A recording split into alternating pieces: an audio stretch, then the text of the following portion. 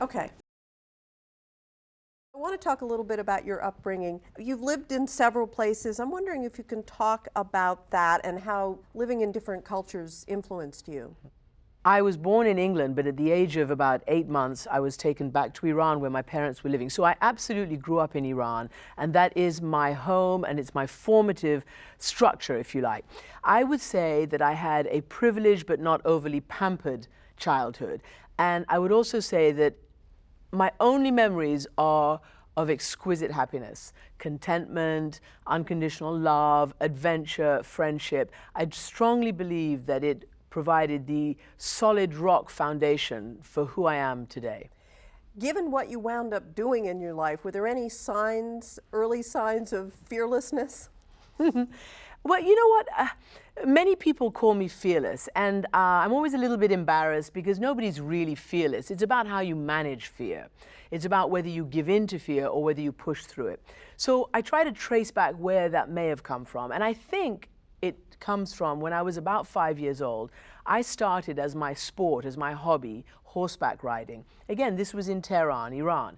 It wasn't little ponies. I was put on a big horse, you know, like 15, 16 hands, and I was little. I could barely get my legs around the horse, but nonetheless, that was my experience. And when I fell off, my fabulous instructor, who was an ex-cavalry officer in the Persian army, would literally, by the scruff of my neck, pick me up and slap me back on. So there was no time to be afraid. There was no time to give in to fear. You just had to keep pushing through it.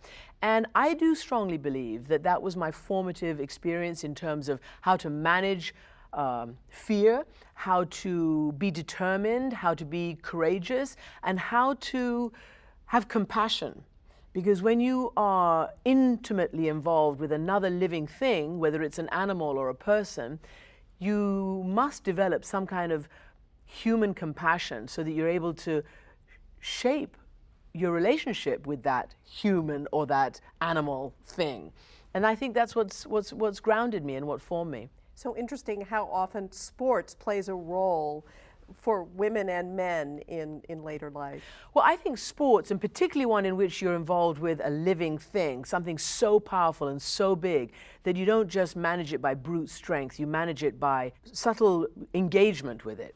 I think that does play a huge role in people's lives, because there you learn the fundamentals of success and failure, of hardship or ease of progress.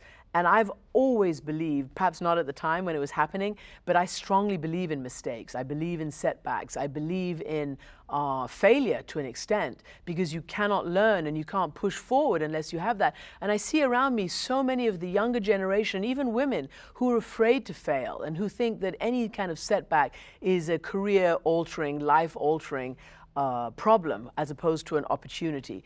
I remember when I started to get good at what I do now, and I started to win awards. I had a boyfriend who is currently and was a French photographer. And he had that very French intellectual way about him. And when I started to win awards and when I started to go and accept them, he said to me something very important. He said, "Christiane, beware of success. Don't trust success." And I was a little irritated because I thought, hang on a second, it's my moment. I'm thrilled. But boy, do I appreciate what he told me. Don't bask exclusively in your own success. Don't believe your own publicity. Don't read every clip and be buffeted one way or the other by it. Remember that success is fleeting, and that what really matters is your passion, your commitment, your mission, whether you like what you do and whether you're doing something worthwhile and something with purpose. Talk to me a little bit for a Western audience about how women were treated in Iran at that time that you grew up, and how that might have affected you one way or the other.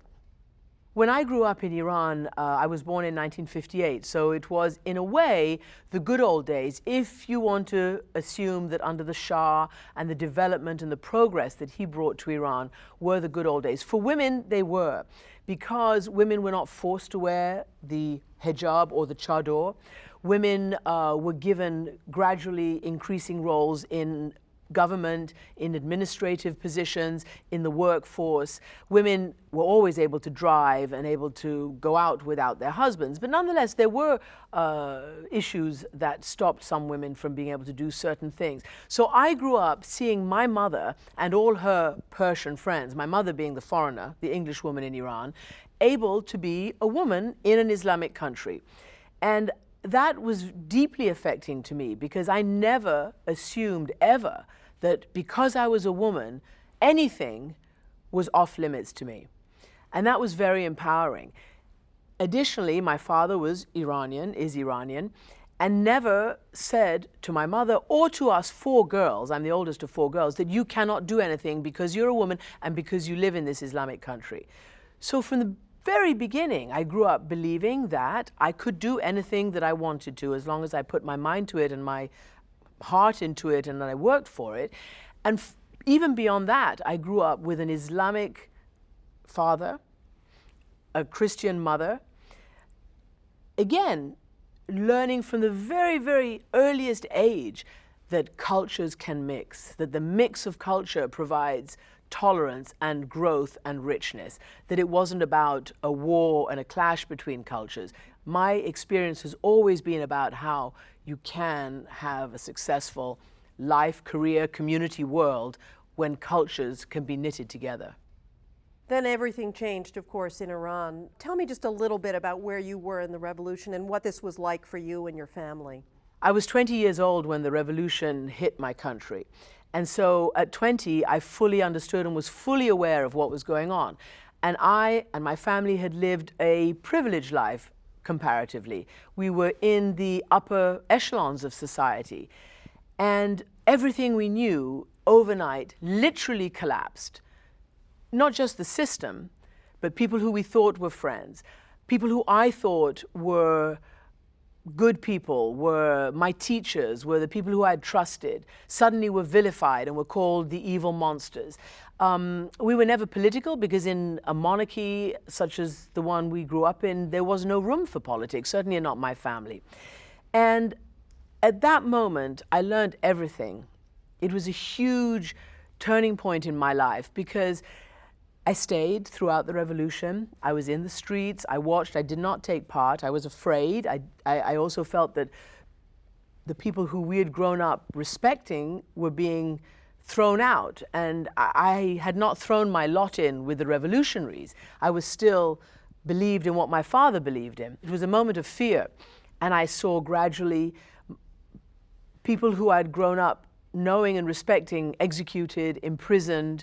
My own uncle was in prison, died in prison. We believed for a long time that he was killed in prison. We never saw his body. And as I say, overnight, a whole system, a whole culture, a whole value system was shattered. But for me, despite the shock to the system of our nation and of the world, because the Iranian Revolution changed the world, and to this day, we are dealing with the fallout of the Islamic Revolution in Iran.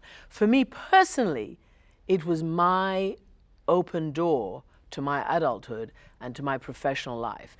And I was old enough to understand what was going on, to be fascinated by what was going on, and to want to be there for the rest of my life, in the middle of those kinds of earth-shattering, history-changing, world-moving events, but not as a victim. I wanted to be there as the storyteller, as the person who would try to explain that for our viewers and for the world. And that's what put me into journalism. So that was your moment of thinking. I mean, I was just going to ask you the path to journalism. How did you think about this?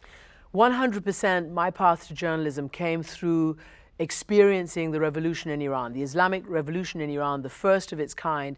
It shattered our country, but it also completely changed the world.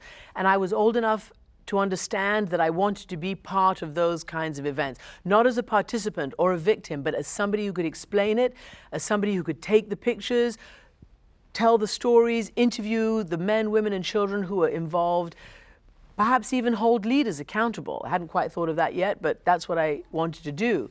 And I knew that that's what I wanted to do and where I wanted to be. So then I came to the United States, which to me was the place where if you worked hard and you had a dream, even foreigners could make it. And this again was 27, 28, 30 years ago actually. And I went to university, I wanted to be a journalist, I studied journalism, I went to CNN, I started at the very bottom rung there, knowing that I wanted to build up and become a foreign correspondent. That was my dream and my mission. And how did you latch on to the idea of being a war correspondent? I mean, really, what made you think that you could do that?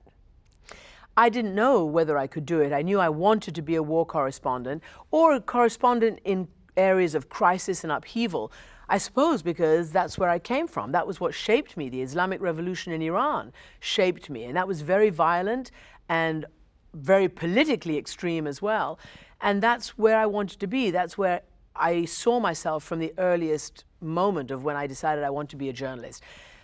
I think also we know that if you're good at that, I'm not sure I knew this then, but now I know that if you're good at that, it is a path towards being successful in this business. If you're good at crisis, if you come back and have acquitted yourself well as a war correspondent, it is, in our profession, a fast track. Actually, it's not fast and it's not easy, but it's a track towards rewards and promotion. I don't think that's what motivated me, but I see now, in retrospect, so many people write about why to be a war correspondent. Many people accuse us of being war junkies or adrenaline junkies or disaster tourists. I have to say I reject that because I think that's very shallow and it's very, I think, a little envious, frankly. I think the people who haven't been able to do this say the people who do it, oh, there's something a little wrong with them, you know, they're not satisfied with just going to City Hall. They need to be out there on the front lines facing the bullets. No, I think we are vital to our profession because we really do go out there. We don't sit back and do armchair journalism, and we don't just put our opinions out. We go out there and we are the eyes and ears of our viewers, and we put our lives at risk and our families at risk and our sanity at risk, and we believe it. And there are only a few people who are constitutionally made for that. It's not for everybody. And I'm not saying that in any kind of snobbish way. I strongly believe that there are people who are born to do that kind of thing. And I believe our profession and our societies need that kind of information that we provide. What was your first experience as a war correspondent, and was it what you expected? My first experience was the first Gulf War. For me, it was fantastic. It was my first big story as a young correspondent. But it was also CNN's big moment as an explosive force on the world.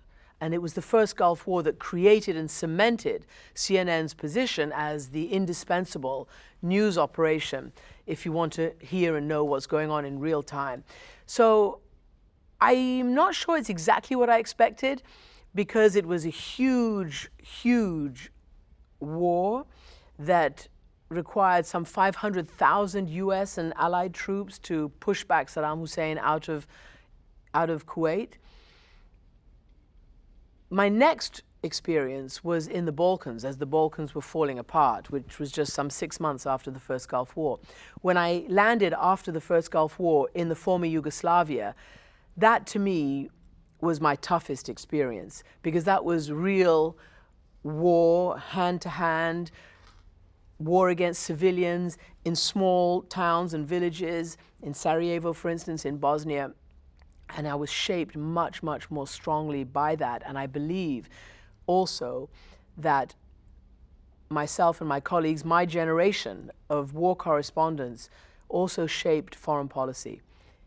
Yeah, tell me, I mean, well, first of all, what was it about that war that made you risk your life and go through what you went through to cover that war? Many things about the siege of Sarajevo and the ethnic cleansing around Bosnia and the Balkans shaped my life and my professional drive. First and foremost, we were telling the truth at a time when leaders around the world were not. They were trying to say that this was just centuries of ethnic tension, that this was all sides equally guilty, that there was nothing we could do about it and let the slaughter play out and let the chips fall where they may. That was the overriding political do-nothingness that was going on. So that was in complete contrast to what myself and my colleagues were seeing on a daily basis in a town like Sarajevo, which was multi-ethnic, Christians, Muslims living together, Serbs, Muslims and Croats, Bosnians living together in a town that, by the way, had had all of the world's cameras there just 10 years earlier when it was the host of the Winter Olympics. These were Europeans who were being slaughtered in a way that we had never seen except for in the Second World War. This was on our watch in Europe when we were journalists in the age of global satellite television. Nobody could say, we don't know, we don't see what's happening, because we put it in their face day after day after day. So my generation grew up hearing from our parents and our grandparents, never again. The slaughter of Jews in Europe, we were tasked with never again, never allowing that to happen again, and it was happening on our watch. What about the civilian targets, that aspect of the war? Having come from the first Gulf War, which was army against army on a massive battlefield, conventional war, to be dropped into the siege of Sarajevo, where civilians now were the principal targets, where men, women, and children were being deliberately sniped by people in the surrounding hills, deliberately blown up by people mortaring and bombarding with heavy artillery, men, women, and children on the streets of Sarajevo. This was something that we couldn't even imagine in our wildest nightmares, that even today it's hard to come to terms with, because to this day, especially now as a mother, I ask myself, what kind of human being put in his crosshairs the head of a 5-year-old child and pulled the trigger? And what kind of a world did we live in that allowed that to go on for 3, 4, 5 years before they got serious and intervened after the terrible massacre of Srebrenica in July of 1995. That shaped us as journalists, but I strongly believe that it also finally shamed, and I will use that word, shamed the world into taking action. Well, at one point, you really shamed the president. Can you talk a little bit about that in 1994 when you asked your question of President Clinton? President Clinton was giving a foreign policy speech that was hosted by CNN, and some of us who were in foreign locations were asked to contribute by asking a question from the floor after his speech. I had listened to the speech. It was about 1 or 2 in the morning in Sarajevo. It was around the worst of times in Bosnia. And the president was laying out everything that the United States had done to try to alleviate the suffering, leading humanitarian intervention. They had set up the International War Crimes Tribunal. But he stopped sort of there. There was no more. There was no policy. There was no attempt to stop this. There was sort of a feeling that this is all we could do and nothing more. And I must say, I was getting more and more upset listening, knowing what was happening just a few feet away in the streets of Sarajevo. And I just asked him, Mr. President, how can you allow United States policy to be hostage to the Serbs in this case, who had a policy and theirs was killing and winning land? And I asked him why it appeared that US policy flip-flopped so often. And the president did get very angry with me. But because he is Bill Clinton and because he is so unbelievably smart, he came back and was generous to me in a later part of that press conference. And the truth of the matter is that later, a year later, the United States did lead a successful end to the Bosnian War, not just bombing the Serb military targets, but then leading a diplomatic effort, the Dayton Peace Accords, to bring a final end to that war, and the peace holds until today. But my point was that I was there to hold leadership accountable, to ask a question based on my first-hand experience, my eyewitness experience in the field. Not some gossipy question, not some gotcha question about what might have been happening at that time in the White House or wherever, but a real question based on what was going on and what I couldn't ask any other question. Where did you get the confidence to ask? I mean, I think that's what a lot of women looking at you say, where did she get all this confidence to ask a question like that? How did you do that? Well, I'll be very frank. You do take your courage and screw it up in as tight a ball as you can and do your very best. It is not easy talking, confronting, holding accountable the most powerful people in the world. It is not easy. And you don't necessarily get praised for doing it. And I remember even my own family asked me why I was rude to the President of the United States. And I didn't intend to be rude. I intended to ask the only question that I could ask as a journalist who was an eyewitness. So it's not about confidence and bluster. It's about your moral obligation, for me anyway. Do you ever second guess yourself in the middle of the night, you know? I always second guess myself in the middle of the night. I always say, I wish I could have done that better, or I wish I hadn't been so bad at that, or if only I had been there in time, I might have. I always second guess myself. I think it's human nature. But if I look now back, I'm proud. I am proud. I'm proud not because of any awards or because of any kudos or anything. I'm proud that I had the fortitude and the support of my network and the support of my colleagues and the support of our profession, because it is a brotherhood, it is a sisterhood.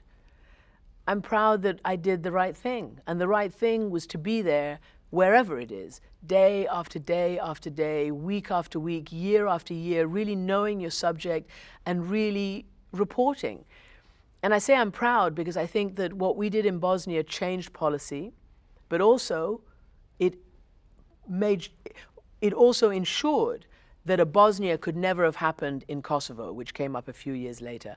And President Clinton, his national security staff, his allies organized an intervention into Kosovo that prevented the kind of slaughter we all witnessed, you know, for 4 years in Bosnia.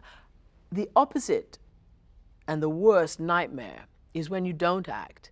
And that's what happened in Rwanda around the same time, 1994, when nearly 1 million people were slaughtered in some 3 months because nobody took any action. And even the journalists weren't there at the critical weight, the tipping point that's needed to be able to affect policy and to be able to prevent decent people from turning their eyes and turning their face. How are you treated as a female reporter when you're on the front line? You know, I think it has been very macho for sure. If you look at the evolution of war correspondence, it obviously started with so many men. There were a few women, but it was really a male-dominated enterprise, as is much of our world today, by the way. We are making progress in all sorts of spheres, but there is no equality yet, and we have to still keep fighting, not just in the field, but in the executive suite and in government, in power. We have to keep fighting and keep putting ourselves there.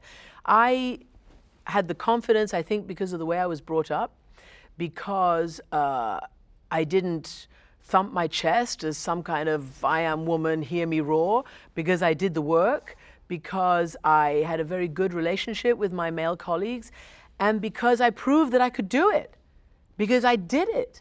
Many of my female colleagues, we did it. We got the exclusives, we went to the front lines, we took the pictures, we told the stories.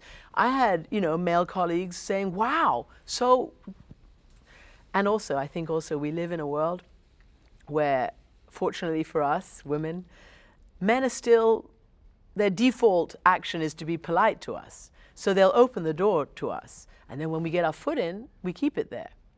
And I think that also, you know, we benefited from the kindness and collegiality of our male colleagues as well. And yes, what we do is dangerous. And yes, what we do is frankly more than dangerous. It's an extreme endeavor. But we can do it. And we've proved it over and over again. And I don't believe there's anything left to prove. Do you feel that being a woman makes you a different kind of reporter than a man? Possibly being a woman makes it somewhat different. I think men probably tend to the big picture policy, they tended towards the hardware, they tended perhaps towards the acronyms of militarism. I think women, perhaps because they were forced to in the beginning, went very quickly towards the human story, towards how it's affecting the children, the women, the old men of non-military age, how it affects the community. So I think possibly in the beginning, but I think now men also do that and do it very, very well. Does it bug you in our profession that there's a kind of different beauty standard for women and men? There may have been a different beauty standard for women and men, but if you look at the television today, you can see a lot of beautiful men on television. So I think they too are having to face that double standard that women are still having to face, but certainly did have to face in earlier incarnations. I always say, look at me, you know, I managed to do this without being the cutie pie. And I don't believe that, that looks are the motivating factor today, certainly not in the field. How about dress code in the field? I wonder what your thoughts are about that. You were sort of known for wearing your flak jacket. I quickly learned that dressing for camera is a major pain in the neck. It's a major distraction from what you're trying to do. So I very quickly adopted and created my own uniform. Just like when I was at school, I had to wear uniform all through my boarding school years. I wear uniform in the field, and that is a safari kind of jacket, different colors, khakis or jeans or whatever, simply to provide a decent looking, easy set of clothing that looks good, that's functional, and that I don't have to think about it, because boy, my brain is full, not of how my hair is, not of what my clothes are, but I need to concentrate on getting the story, on surviving, on bringing the story back, on getting it out. And you know, we live in a 24/7 environment right now. The platforms and the ability to get the story out is exponentially much, much greater than it was when I first started. So we're constantly working. We almost don't get any sleep when we're in the field. So if we then have to think about how our clothes are, how our hair is, you know, whether we've got the right lipstick on, it just doesn't work. When I first started, all the women were blonde, Midwestern, had the same accent, all spoke American, and I was very, very different. I do dress with a certain modesty. Some would say modesty becomes her. She has a lot to be modest about. But I do, because I just don't want to get distracted by, you know, jangly jewelry or, you know, special beautiful clothing. I like to do that when I'm not working, but when I'm working, I feel that I need to concentrate on the work. I also don't want to make myself somebody completely different from the people who I'm reporting on. You know, I'm in some of the worst hovels. I'm in some of the worst, you know, violations of human rights. I'm in some of the worst violence where people are really bleeding, literally. I can't go there in some super duper looking outfit with high heels. I can't do that.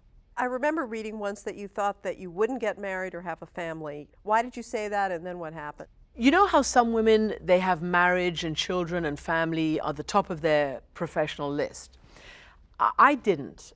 Perhaps it was because I had experienced the revolution, that I was a late student in college. You know, my whole family life and my whole world was turned upside down. I knew that I had to rely on myself going forward, create my own income, my own world. I couldn't rely on my parents or family as I had done before. And as I say, I started late. I was a late freshman. I was 25 when I first started at CNN. And perhaps for me then, it was a little too late to think about having a family. I was on my professional track. But then when I went abroad and I started in the Gulf War, in Bosnia, in Rwanda, Haiti, all those places, and I spent literally 24/7 of my life doing that, I knew that I couldn't give the kind of passion and commitment if I had a husband or a family at home. I knew that I couldn't share myself to that degree, because I don't think I would have done either well, and frankly, I probably wouldn't have been able to do the job well. I would have defaulted to my family. And so what I'm saying is that if I had had a family, I would not be the journalist I am today. I don't think that I would have been able to do that then. So I delayed my family, and I'm absolutely phenomenally proud of my family. But it has not stopped what I'm doing, but it has changed and tempered what I do and how I do it. And it has most certainly affected my relationship with violence and danger and fear, whereby I'm more careful, I'm more aware. Not that I don't do it and I don't go into those situations, but I'm more aware. Before, without a family, I was not thinking of death. And I also think when you're younger, you do have a sense of immortality. But when you don't have a family, that sense of immortality is more acute. I was very glib when I was pregnant. People would ask me all the time, well, how is this going to affect you?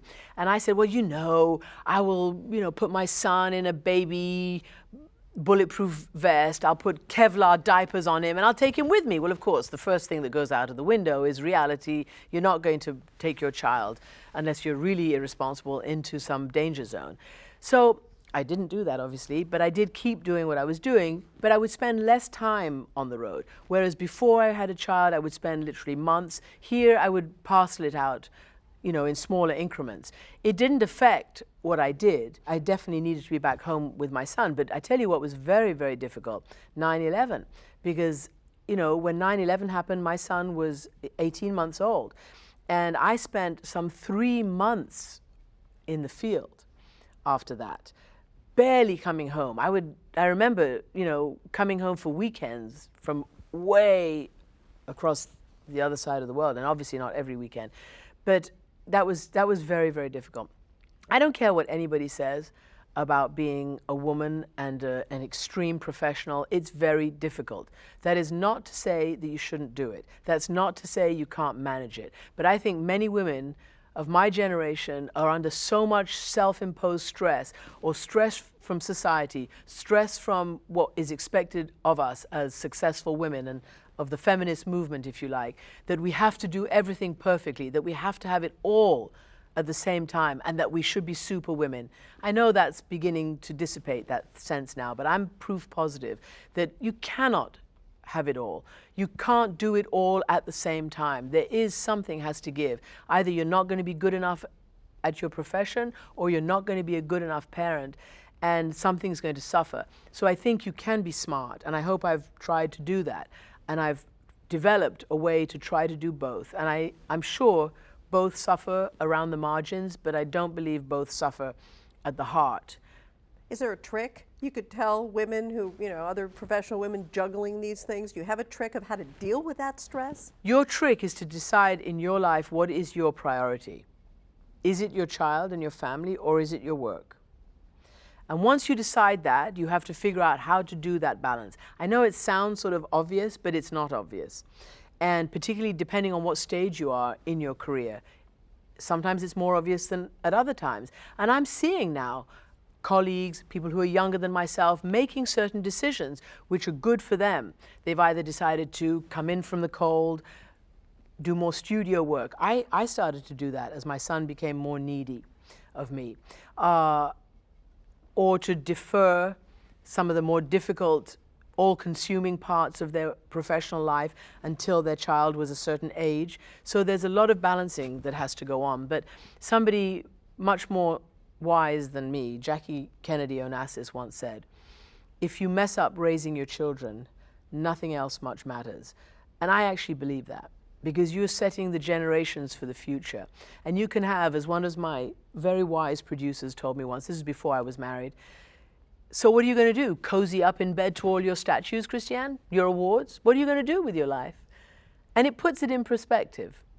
It puts life and work into perspective. And I think that is the big lesson that I learned, perspective. Yeah. Do you consider yourself a feminist, and what does that word mean to you? Yes, I consider myself a feminist. Obviously, feminism has had different meanings. When women had zero rights, feminists behaved in a certain way that was, you know, it was a zero-sum game. You have to fight, fight, fight. You cannot allow half the world to be told no just because they have a different gender. So many parts of the world, the Arab part of the world, for instance, the Muslim part of the world, is significantly less developed because the society keeps half the population down. It's proof positive that it just doesn't work, that women are equal co-partners in every endeavor. Every endeavor. So the people who have had to fight those battles came before me, and I am eternally in their debt, whether it's in government, whether it's in the military, whether it's in my profession. So I'm a feminist in that I believe in women's equal rights and equal opportunities and equal ability. I believe that intellectually, physically, and in every which way. And I think that, frankly, we do things differently, sometimes better than men. Men do things differently, sometimes better than us. It's all about complementary. And until we get that balance right, there will always be a struggle. And what about people who say, oh, we're post-feminists, it's all over, we got it? What do you think? I don't believe we're post anything. I don't believe we're post-feminist. I don't believe it's over. I think the battle, the struggle continues in different ways than before my generation. I think now the battle is for more women in elective office across the board, whether it's at the highest presidency of the United States. When you look around and you see where women are now, what do you think? When I look around and I see where women are today, I think women in the United States have achieved a huge amount, but there is still a long way to go. In elective office, at the presidency, in the executive suite, in, for instance, my profession, and across the board. There are many women doing it right now, but not enough, not a tipping point amount, not an equal amount. Also, women are still not getting paid the same kind of money for doing exactly the same kind of job, and frankly, sometimes more of the same kind of job. They're not getting paid the same dollar. So I think that is something that we need to continue to struggle for. And myself, having traveled all over the world and having seen in so many of these emerging democracies, constitutionally, women are given certain rights and certain numbers in the parliament. It's over now, the debate, should women be equal or not? We should. It's now about implementing it. And if the most powerful country in the world and the most evolved country in the world, the United States, has not yet got there, it does not behoove us to look down our noses at countries around the rest of the world. In fact, in many countries in the rest of the world, there are many more women in government, many more women in the highest positions of power. It's not perfect anywhere. We've got to keep fighting. And still there are many, many wars on women around the world that I have the misfortune of having to cover. So we have a long way still to go. Women are still the targets. Women are still the targets. They're targets of sexual violence. They're targets of lack of opportunity. They're targets of forced marriage. They're targets of a lack of educational opportunity. But dollars and cents show, and every indicator, every important indicator of social progress shows that when women are involved, either leading or participating, every indicator rises. The economic indicator of a country, the health of a country, the education, the literacy, government, every single indicator rises when women are involved. I'm wondering, given your background, you have a unique perspective on women wearing the veil. Do you see this as oppression or a choice or more complex than that? I think it's complex. I think the veil has been used as a religious and political tool. Growing up in Iran, I grew up in the wake of the Shah having banned women from wearing the chador, the veil. That created its own backlash. Then I'm in the West, where again, you want to ban people from wearing their headgear. That creates a backlash. But then I go back to my home country today, Iran or Saudi Arabia or wherever it might be, and now we're forced to wear the veil. That creates its own backlash. So the obvious is that it must be a matter of choice. It must be a matter of choice. Coupled with that, though, I have also been living through this culture where Islam believes the West is at war with it. One of the symbols of nationalism in the Islamic world over the past decade or so, the early part of 2000, was wearing the veil, where people said, I am a woman, I am Muslim, look at me. It didn't mean I hate you, I'm better than you, or I want to kill you. It meant, no, this is who I am. And I think you're going to see perhaps less and less of that as these democracies start flourishing around the Arab world. If you could think about what the best piece of advice has been that you ever received from someone. The best lesson I was taught was never give in to your fears, never give up. It was my colonel teacher who would grab me by the scruff of my neck and put me back on that horse every time I was thrown off from the age of 5 years old. The best advice and experience that I've learned is you must have a dream.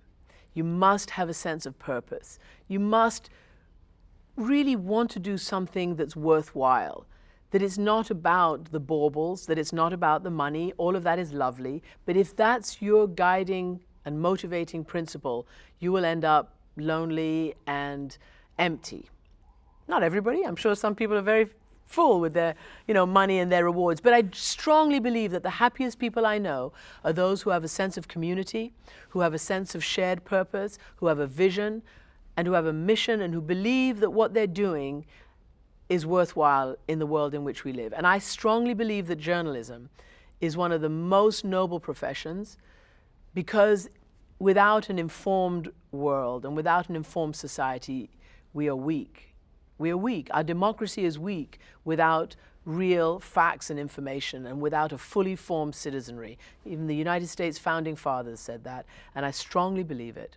What's your advice to those young women about achieving that vision that you talk about, that dream? It comes from within you. You can't impose a vision or a dream or a mission on somebody. But everybody has inside them what they want to do in the world and where they want to be in the world and what their place is. And I say find that place. Be authentic. Know who you are and what you can bring, and don't be afraid to try, and whatever, don't be reluctant to do the hard work. Because again, I think today's society is the easy come, easy go, the sense of entitlement. Even despite the economic crises that we go through, people still believe, oh, I should have this, and if I don't, well, oh, my life is going to fall apart. No, work hard, go through every step that that profession or that job requires, really learn what you're going to do so that when you achieve the pinnacle, the aim, you will have built those building blocks and you'll be secure in yourself, and nobody will be able to say you don't deserve it, and nobody will be able to say you're on the wrong path, because you will have built it for yourself. Being in Sarajevo, how did you deal with the fear of, I mean, what was it like? Tell me a little bit about the conditions and how did you deal with that? Being in a city under siege was terrifying. There was nowhere for us to escape as journalists. There was no hotel that was out of the danger zone. The entire city was the danger zone, and it was ringed by the aggressors on the hills, and we were down. So we were with the civilians. We were amongst those who were targeted. And it was terrifying. We had to, we had bulletproof vests for the first time. Our organization started to get bulletproof cars. But so many of my colleagues were killed or wounded in Sarajevo, in Bosnia. At that time, it was the worst war zone for deaths and injuries to journalists ever in history. And it was terrifying, because you just didn't know whether from day to day, from sun up to sundown, whether you were going to get home alive. Because your job was not to sit back and, what people do now, armchair journalism in so many instances. Your job was to go out there and be with those people who are in danger and report their story. And I remember so many times, I mean, really, each time I say this, I touch wood, because I luckily have not been injured. So many of my friends have, but so many times going across front lines, and you know, a mortar would have slammed in just before or just after I went through, or a bullet just, you know, went flying past me and didn't hit me. Once I was lying in bed in the hotel in Sarajevo. There was one hotel, it was called the Holiday Inn, and it was right on the front line. And we journalists thought that we had occupied the safe side of it, not the side that had been shelled and mortared. But one morning I woke up and I heard the sound of incoming artillery, and I tried to jump out of bed and open the door and get out. And I couldn't, because my door was locked. I couldn't find the key and I was in a fog. Anyway, the sound went, I didn't hear anything. I thought maybe I dreamt it. About an hour or so later, my colleagues came banging on my door and they said, "Have you seen what's happened?" And I got out of my room, 2 doors down, a 105 millimeter howitzer shell had come into the room next door. It was faulty, so it didn't explode, but it pierced the wall and came in, destroyed the room. Had it exploded, it would have destroyed our whole floor, and we would not be here to talk about it. But there are a lot of near misses. And, you know, I had a terrible experience. My first camerawoman in Bosnia, her name was Margaret Moth, and she was one of the first people who was shot by a sniper, and she was shot through her face and she nearly died. And the heroic hospital in Sarajevo gave her blood transfusion, stitched her up. She was airlifted out. She spent a long time at the Mayo Clinic getting her face fixed.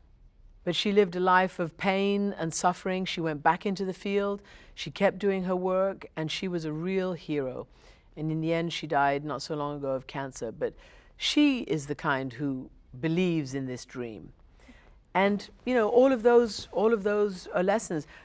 David Kaplan, ABC producer, in my earliest times in Sarajevo. Came off the plane, we were all on the same plane coming into Sarajevo. He went off in his van into the city and he died because a sniper shot right through the unarmored car and shot him through the back. You know, but there, but for the grace of God go I. But the fear, I mean, how do you deal with that? How do you tamp it down? Fear is something that you either manage or you don't.